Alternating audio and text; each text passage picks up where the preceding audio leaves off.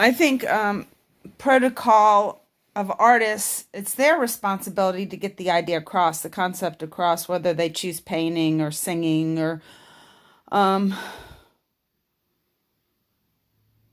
so if you go into you don't get it or you don't understand the art, probably the artist is pretentious and doesn't really understand it themselves. I did see a really good submarine idea one day at the Viz Arts. I've seen a few good works there, interesting, engaging, but no one should feel pretentious about art. I mean, you go there and they explain it to you, and if they can't explain it to you, they probably don't have the concept ironed out themselves.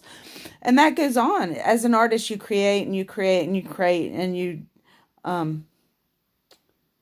desegregate our culture for number one. How do we do that? And like I was on Broad Street and this really nice guy lost his leg and was wondering, where the feeding, where do I go today? Do you know where I go today? And he seemed like he was not unconscious. I mean, it didn't seem like he was on drugs.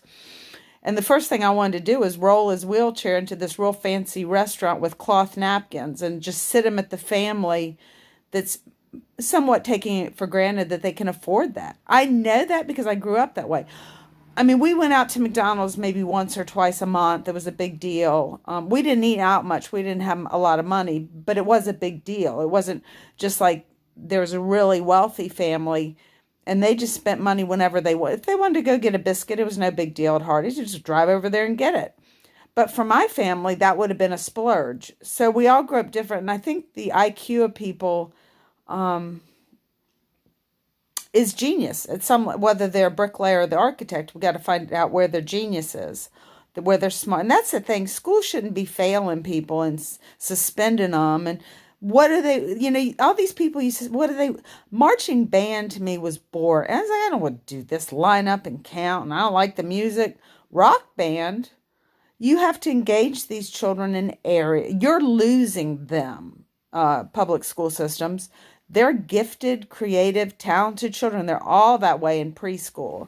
Where do we halt that? Where do we say, "Oh, you suck. You need to get better at math if you're going to be as smart." And some people, that's the funny thing is like the math people, they engage you like, "Oh, well, I'm so smart because I do this." So they're insecure because maybe they're not good at visionary ideas. But we all have to, I think to me that just the genius of the teachers that love their kids. A lot of them do this, and then we need better and better teachers because first off, education's fun. Why wouldn't you want to be there when you're learning and you're playing and it's interesting?